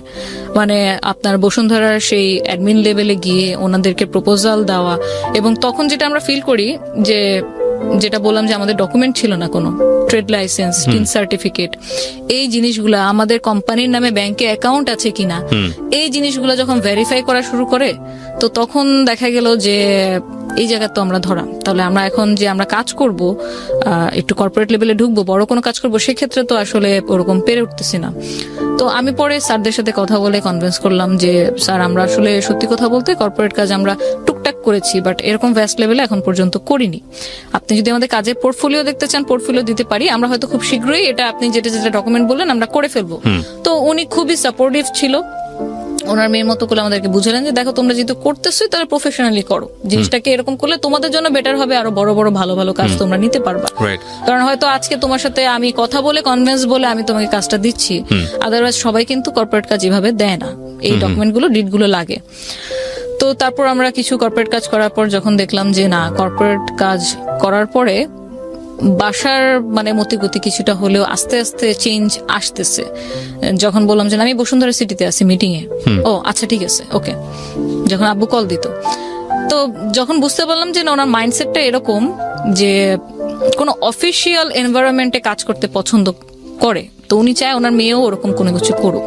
কিন্তু এই যে ওয়েডিং পার্টি, বার্থডে পার্টি, এই কাজগুলোকে ওনাকে আমি আর মানে কনভিন্স করতে পারলাম না, সেটা যত বাজেটেরই কাজ হোক না কেন। তো এর মধ্যে যখন ক্লায়েন্টদের সাথে ডিলিংস গুলো আমার পার্টনার করে যাচ্ছে কন্টিনিউ, এবং আমিও দেখা গেছে যে প্রতিনিয়তই নতুন নতুন কি ডিজাইন করা যায়। কারণ আমার যেটা মাইন্ডসেট ছিল যে আপনি যদি মার্কেটে একটা কম্পিটিটিভ মার্কেটে ঢোকেন, আপনার প্রোডাক্ট যদি ইউনিক না হয় তাহলে ক্লায়েন্ট কিন্তু আপনার কাছ থেকে প্রোডাক্ট নিবে না। কারণ আপনি যেটা দিচ্ছেন ডিসকাউন্টে, এরকম ডিসকাউন্ট তো আরো 10 জন দিচ্ছে, আরো 20 জন দিচ্ছে, কিন্তু ওই 10 জন 20 জনের সাথে আপনার কোন একটা জায়গায় পার্থক্য তো থাকা লাগবে। সো আপনার প্রোডাক্ট বা আপনার ডিজাইনটা যদি ইউনিক না হয় সেক্ষেত্রে আপনি টিকে থাকতে পারবেন না। আমি কন্টিনিউ ওই ক্রিয়েটিভ লাইনেই মানে আমার সময় দিয়ে যাচ্ছি, সময় ব্যয় করছি। এই দিক থেকে যেটা হলো, আমি আমার পার্টনারকে তো টোটালি 100% 10% আমি ট্রাস্ট করে আসতেছি, কারণ হিসাব কিতাব থেকে শুরু করে সবকিছু ওই দেখতো, ব্যাক স্টেজের কাজগুলো আমি দেখতাম, কিন্তু ফ্রন্টাল ডিলিংস গুলো, ক্লায়েন্টের সাথে অ্যাকাউন্টস এর জিনিসগুলো সব ও দেখছে। 2014 ডিরেক্ট যদি আসি, কারণ এটা কন্টিনিউ হচ্ছে আপনার আফটার 2014 সেম জিনিসই চলে আসছে। Started from 2010। ইয়া 2010। আপনি 4 বছর পরের কথা বলছেন। হ্যাঁ 4 বছর পরে কথা বলছি। এর মধ্যে তো আমার মানে মোটামুটি একটা নাম টাম হয়ে গেছে, আমাদের পেজে অলমোস্ট আপনার 8000 এর উপর লাইক চলে আসছে, এবং সব অর্গানিক লাইক ছিল, আমরা কখনো পেজ প্রমোশনও করিনি, কারণ ডিজিটাল মার্কেটিং কি তখন আমি জানেন না। হ্যাঁ, তো তখন যেটা হলো যে আম্মু সিক হয়ে যায় আপনার 2013 থেকে। আম্মুর ব্রেনের নার্ভ শুকিয়ে গিয়েছিল, আমরা যেটা বুঝতে পারিনি। তো আম্মু সিক হয়ে যাওয়ার কারণে তখন দেখা গেছে যে মানে বাসায়ও সময় দেওয়া লাগতেছে, পাশাপাশি হচ্ছে আবার ইনকাম কিভাবে বাড়ানো যায় সে চিন্তাও। আর বাসার মেজো মেয়ে, বড় বোনের বিয়ে হয়ে গেছে, ছোট দুজন তো আরো ছোট। তো এইসব দেখাশোনাগুলো করা, আম্মুর এই যে হসপিটালে নিয়ে যাওয়া, ডাক্তার কি কি ফলো আপ দিচ্ছে সেই ট্রিটমেন্ট গুলো বুঝে নিয়ে আসা, সেগুলো আবার ফলো আপ করা, সবকিছু মিলে ভালোই প্রেশার যাচ্ছিল। কিন্তু বুঝতে পারিনি যে আসলে সামনে কি ঝড় অপেক্ষা করছে, ওয়েট করতেছে। কারণ আমি কন্টিনিউ কাজের মধ্যে, তো কোনো কিছুর দিকে তাকানোর বিন্দুমাত্র কোনো মানে অবকাশ সুযোগ ছিল পাননি। না। যখন দেখলাম যে একদিন খেতে গিয়ে, মানে আম্মু যখন খেতে গিয়ে দেখলাম আম্মু খাবার এখান থেকে বেয়ে পড়তেছে, আম্মু ঠিকভাবে খাও, তারপর দেখি যে না, যে সে যতই ঠিক করে এদিক দিয়ে পড়তেছে। যখন আমরা কোথাও বেড়াতে যেতাম, হাঁটতেছি, আম্মুকে যদি এভাবে হাত দিয়ে না ধরি তো আম্মু স্টেবল হতে পারে না, তার ব্যালেন্সটা পিছনের দিকে চলে যায়। তো তখন যখন আমাদের ফ্যামিলিতে 4 জন ডাক্তার, জ্যাঠার সাথে আলাপ করলাম, আমার জ্যাঠা পিজি হসপিটালে কার্ডিওলজি ডিপার্টমেন্টের হেড, তো জ্যাঠার সাথে আলাপ করলাম, বললো যে তুমি একটা নিউরো ডাক্তার দেখাও, ভালো, এটা ব্রেন থেকে হতে পারে। আমরা অ্যাপোলোতে ভালো একটা ইন্ডিয়ান ডাক্তার দেখালাম, ওনার আন্ডারেই পুরো ট্রিটমেন্টটা চলে 1 বছর নাগাদ। যখন দেখালাম তো আমাদের কয়েকটা রিপোর্টের টেস্টের পরে আসলো যে আম্মুর ব্রেনের যে নার্ভটা আছে ওটা আস্তে আস্তে শুকিয়ে যাচ্ছে। নার্ভ তো অনেকগুলা, হ্যাঁ, যেটা আপনাকে কমান্ড করবে যে হচ্ছে আপনি যেটা করছেন এটা ঠিক কিনা, মানে ঠিকভাবে করতে পারছেন কিনা, বুঝতে পেরেছি। ওই নার্ভটা শুকিয়ে যাচ্ছে। তো যার কারণে উনি রান্না করতে গিয়ে হয়তো একবারের জায়গায় 3 বার লবণ দিয়ে দিচ্ছে। এটা আমরা রিয়েলাইজ করতেছি, উনি করতেছে না। নামাজ হয়তো একই নামাজ উনি 2 বার করতেছে, উনি বুঝতেছে না। তো এই জিনিসগুলো যখন খেয়াল করলাম তখন আমরা ইমিডিয়েটলি ডাক্তার দেখালাম, এবং টেস্টের রিপোর্ট যখন এরকম আসলো তখন সলিউশন শুনে আমরা আরো মানে আরেক লেভেলের হতাশায় চলে গেলাম যে এটার আসলে কোনো ট্রিটমেন্ট নেই। তাহলে এটা ট্রিটমেন্ট নেই, সেক্ষেত্রে আমরা এখন কি করতে পারি?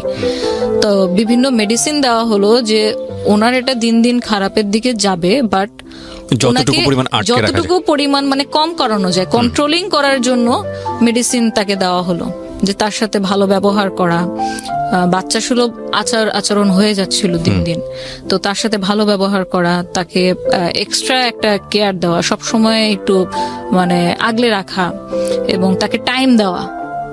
আমার আম্মুর কিন্তু অলমোস্ট আপনার 40 ইয়ার্স এর উপর হয়ে গিয়েছে আপনার ম্যারিড লাইফ।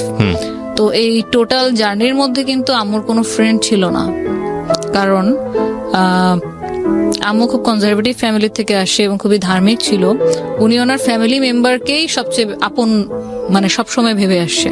তো ফ্যামিলির বাইরেও যে কোনো ফ্রেন্ড মেনটেন করতে হয় বা কারোর সাথে আলাপচারিতা করতে হয়, ইভেন বোনদের সাথে, আমার আম্মুরা কিন্তু 10 বোন 4 ভাই, তো ওটাও কখনো শেয়ার করতো না। তো পারিবারিক লাইফে যেটা হয় আর কি, যে বিয়ের পরে যখন একটা মেয়ে অন্য কোনো সংসারে চলে যায়, তখন ভালো হোক খারাপ হোক তাকে ওটাই মেনে নিয়ে চলতে হয়।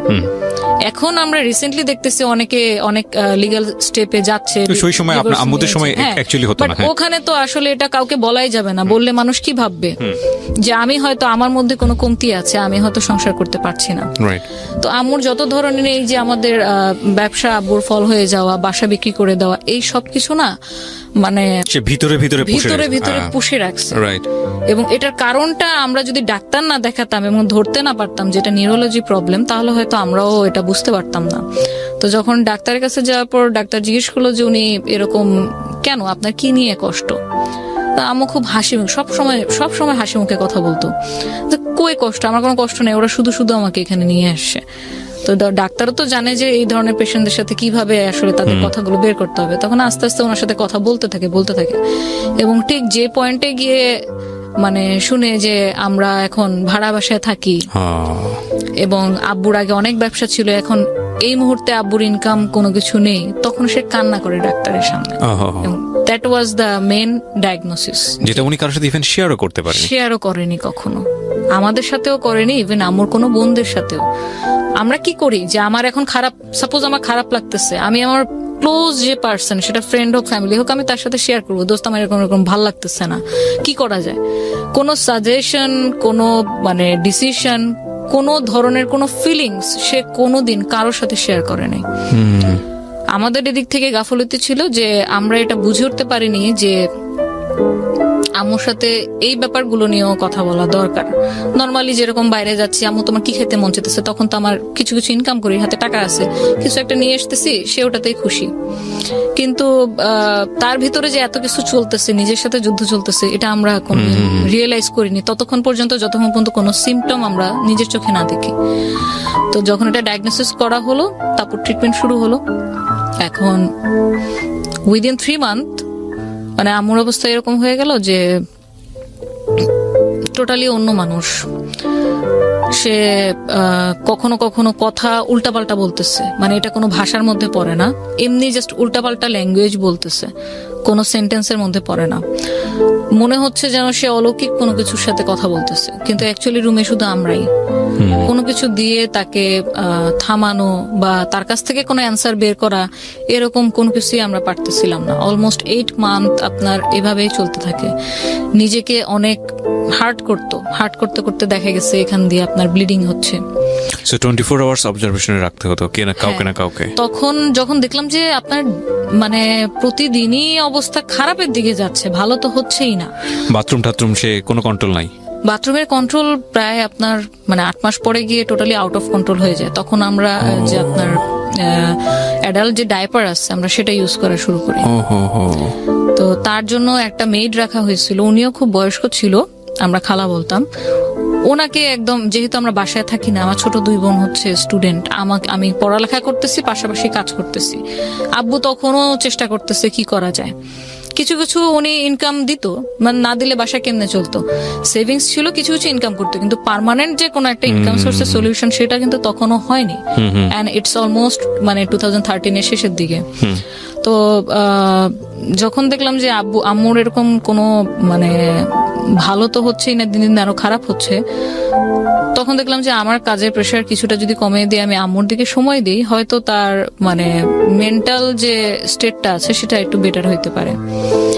তো তখন এক পর্যায়ে দেখলাম যে আম্মুর নিজের উপর থেকে টোটালি কন্ট্রোল নাই, এবং 6 মাস পর্যন্ত ওনার কোনো জ্ঞান ছিল না। মানে কি করতেছে? আমি তানিয়া, আমার ছোট 2 বোন, আমরা যে তার মেয়ে, আব্বু যে তার স্বামী, ওই বাসায় কে কে থাকে, শি হ্যাড নো সেন্স, তার কোনো সেন্স নাই টোটালি। যদি আপনি বলেন যে একটা মেন্টাল পেশেন্ট যেরকম থাকে, যে তার স্মৃতিশক্তি হারিয়ে গেলে যেরকম হয় অবস্থা, আম্মুর অবস্থা ওরকম ছিল, যে কিছুই বুঝতেছে না। একটা বাচ্চাকে আমরা কি করি, সে কিছুই বুঝে না, আমি তাকে কি কমান্ড করতেছি, বাবা তুমি বসো, বাবু তুমি খাও, বাবা তুমি এটা ধরো না। ওই বাচ্চা কিন্তু ততদিন পর্যন্ত আপনার ল্যাঙ্গুয়েজ বুঝবে না যতদিন পর্যন্ত না তার মধ্যে ভাষার বোধটা আসবে। তো আপনি ধরে নিতে পারেন যে আমার আম্মু আবার মানে সেই বাচ্চার কালেই চলে গেছে। তো তখন আমরা হয়ে গেছি গার্জিয়ান। তখন তাকে এভাবে বুঝানো, সে খেত না। ট্যাবলেট যে দিচ্ছে ডাক্তার, ট্যাবলেট কিভাবে খাওয়াবো, কারণ উনি তো ট্যাবলেট দিলে তো ছুঁড়ে ফেলে দিতেছে, এদিক ওদিক ফেলে দিতেছে, মুখ থেকে ফেলে দিতেছে, খাবে না, তিতা। তারপর কলা ছিলে, কলায় ভরে ভরে তাকে ওই ট্যাবলেট খাওয়াইছি, কারণ এই ট্যাবলেট যদি না খাওয়াই তাহলে আমার হাইপার টেনশন আরো বাড়তে থাকবে, আর যত বেশি হাইপার টেনশন বাড়বে উনি ফিজিক্যালি তত মানে নিজেকে হার্ট করবে। এই জিনিসগুলো মানে এটা যে ফেস না করেছে সে বুঝতে পারবে না যে আসলে কতটা ভয়ঙ্কর রকমের যুদ্ধ হতে পারে নিজেদের পরিবারের মধ্যে, নিজেদের সাথে। মানে আপনি ভেবে দেখেন যে মানুষটা তার লাইফের অলমোস্ট মানে 42 ইয়ার্স শুধু সংসার জীবনে কাটিয়ে দিচ্ছে, তার স্বামী তার বাচ্চাদেরকে নিয়ে। এবং আমার আম্মু ফ্যামিলিতে অ্যাকচুয়ালি মেজো ছেলের বউ, কিন্তু বড় বউ হিসেবেই আসলে গিয়েছে, কারণ আমার জ্যাঠা যেহেতু তখন ডাক্তার পাশ করেনি, সো উনি এমবিবিএস এর জন্য ওয়েট করতেছিল। তারপরে বিয়ে শাদী করলেন। আব্বুর যেহেতু পছন্দের বিয়ে ছিল, উনি আগেই বিয়ে করে ফেলছে। তো আমার আম্মু কিন্তু মা হওয়ার আগেই মা হয়ে গেছে, মানে ওনার নিজের সন্তান হওয়ার আগেই ছোট ছোট দেবর কিন্তু মায়ের মতো করে মানুষ করছে। ওনার হচ্ছে 8টা দেবর। তো 8টা দেবরকে লালন পালন করা, বড় করা, শ্বশুর শাশুড়ি খেদমত করা, তারপর আমরা হলাম, আমাদের কি করা, কতটুকু ভয়ঙ্কর। আপনি যেটা বলছেন we can realise, yes, but the thing is that আপনি সন্তান হিসেবে এই জিনিসগুলো রিয়ালাইজ করেছেন, এবং অনেক সন্তানই এটা করে না। আমরা শেষ পর্যন্ত কন্টিনিউ করব। যারা দেখছেন তারা দেখলে বুঝবেন যে আসলে কি অসাধারণ একটা গল্প, কি অসাধারণ একটা জীবন যুদ্ধ এই মেয়েটি করেছে, এবং she is a great successor. আমরা যাই সামনের দিকে। জি প্লিজ। এবং আপনি বলছিলেন যে ওই সময়ই বোধহয় আপনার পার্টনারের সাথে কোনো একটা বিষয় নিয়ে কথা বলতে যাচ্ছিলেন। হ্যাঁ, এটাতে আসতেছিলাম। তো আমার সাথে যখন এই ট্রিটমেন্ট চলতে থাকে, একদিন হঠাৎ আমরা কিন্তু খুব ভালো কাজ করতেছিলাম। আমাদের অলমোস্ট তখন, আমি যদি একটু মেনশন করি, আমরা 100টার উপর ওয়েডিং ইভেন্ট করে ফেলি 4 বছরে, উইদিন 4 ইয়ার্স 100টার উপর ওয়েডিং ইভেন্ট করে ফেলি, এবং বার্থডে প্লাস আপনার 40-50টার মতো হয়ে যায়। আমরা আস্তে আস্তে খুব রিনোন হয়ে যাই, আমাদের রেগুলার কাজ আসতে থাকে, আমরা কাজ করতে থাকি। হয় কি, আমি জাস্ট নিজের লাইফে আমার আব্বুর প্রতিচ্ছবি দেখতে পারতেছিলাম।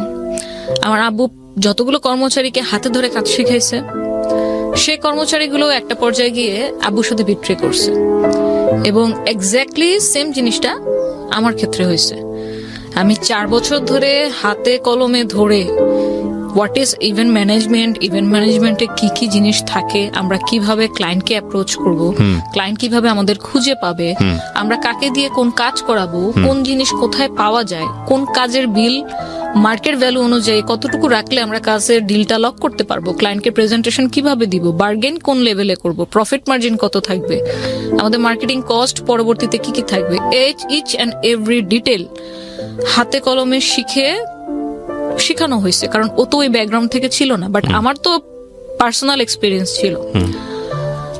ইনস্ট্যান্ট একদিন 2014 ফেব্রুয়ারিতে, জাস্ট এমনি কোনো আগের থেকে কোনো ঝগড়াঝাটি নেই, কোনো মারামারি কাটাকাটি, নাথিং, ইনস্ট্যান্ট একদিন বলে বসলো, তানিয়া আমি আর পার্টনারশিপে বিজনেস করব না।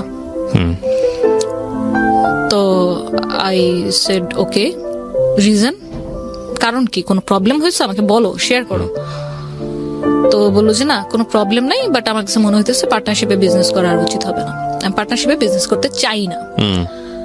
তো এখন সবচেয়ে তখন আমার কাছে যেটা মনে হলো যে আমি এত কিছু করলাম, জাস্ট কিছু যদি ডকুমেন্টস থাকতো আমার, আমি হয়তো এই সিচুয়েশনটাকে, যখন আমার আম্মু অলমোস্ট মানে এরকম এত অসুস্থ, আমি এত টেনশনে আছি, এখন বাসায় অ্যাডিশনাল আম্মুর একটা ওষুধের খরচও অ্যাড হয়েছে, এবং যে ওষুধগুলো দিত তাতে মান্থলি আপনার 5-6 হাজার টাকা দিয়ে শুধু ওষুধের খরচে চলে যেত। তো তখন আসলে আমার মাথায় কাজ করতেছিল না, আমার জাস্ট এটা মনে হচ্ছিল যে আমি সবচেয়ে বড় ভুল যেটা করলাম, পার্টনার হিসেবে নিয়েছি, সেটার কোনো ডিড আমাদের ছিল না। আমরা যে রোজপেটাল ডেকোর নামটা দিলাম, ট্রেড লাইসেন্স তো করিনি, বাট অ্যাটলিস্ট এরকম যদি একটা ডিড থাকতো, যে কোনো পর্যায়ে গিয়ে যদি আমাদের মনে হয় আমরা একসাথে কাজ করব না, তাহলে সেক্ষেত্রে আমাদের ডিসিশনটা কিভাবে হবে, কোন ওয়েতে হবে, যে থাকতে চাচ্ছে না সে চলে যাবে, সে কি কোনো রেভিনিউ বা কোনো গুডউইল কোনো কিছু সে ক্লেম করতে পারবে, নাকি মানে কি হবে, এই ব্যাপারটা নিয়ে না আমাদের কোনোদিন মানে ওরালিও কোনো বিষয়ে আলোচনা হয়নি। কারণ হবে কেন, সে তোমার বেস্ট ফ্রেন্ড, তার সাথে আমার মানে প্রত্যেকটা কাজের সম্পর্ক পার্সোনাল, সে আমার সাথে ফ্যামিলির সাথে মানে এত বেশি মিলে গেছিল যে আমার যে পুরান ঢাকায় দাদির বাড়ি, আমি তাকে সে আমার ফ্রেন্ড লাগে, অথচ তাকে আমার সেই বাসাতেও ঘুরতে নিয়ে গেছি, সে ওখানে ঘুরছে, আমার দাদি তখন বেঁচে ছিল, সবাই তাকে খুব আদর যত্ন, মানে খুব ভালোভাবে তাকে ট্রিট করছে। তো সে আমার এত ক্লোজ ফ্রেন্ড, তার তো মুখ দিয়ে এই কথা আসার কথা না। সো যখন হুট করে এরকম একটা প্রপোজাল ওর কাছ থেকে পাই যে ও আমার সাথে আর থাকতে চাচ্ছে না, ও আলাদা মানে এই বিজনেসই করবে, বাট আলাদা কোনো একটা নাম নিয়ে করবে, ওর পার্সোনাল নাম নিয়ে করবে। তো তখন সাধারণভাবে আমি কোশ্চেন করলাম যে আচ্ছা ঠিক আছে, তুমি যেহেতু থাকতে চাচ্ছ না, তাহলে এই রোজপেটাল ডেকোর এটা আমি কন্টিনিউ করবো, তুমি তাহলে তোমার নতুন নামে করো। হ্যাঁ, আমি কোনো ঝামেলাতেই আসলে জড়াতে পছন্দ করি না, ঠিক আছে তুমি করো। ওটাতেও হচ্ছে প্রবলেম ছিল, কারণ অলরেডি তুমি কেন একটা মানে অলরেডি এটা একটা রেপুটেশন গেইন করে ফেলছে, 9,000 লাইক আছে, 8,000 লাইক আছে পেজে। সো সে মানে আমাকে চ্যালেঞ্জ থ্রো করলো, যেটাকে বলে ডিরেক্ট ভাষায়, যে তুমি যদি আসলেই কাজ জানো, তাহলে তুমি মার্কেটে এসে দেখাও অন্য নামে, একই সাথে দুজন শুরু করে দেখি কে আগে যায়।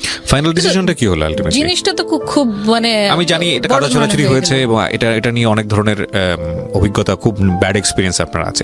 সো হসপিটাল ডেকোর যেটা আপনি বলছিলেন, ওটা কি আপনারা দুজনে শেয়ার করলেন না বন্ধ করে না? দিলেন? ওটা এখন আলটিমেটলি মিউচুয়াল ডিসিশন যেটা হলো, যে ওটা টোটালি বন্ধ, এবং দুজন দুটো নাম, এবং আমি যে নামে এখন পরিচিত সিইও হিসেবে, এটা হচ্ছে ভার্সেটাইল ইভেন্ট মেকার। ওরপর আপনি ভার্সেটাইল শুরু করলেন।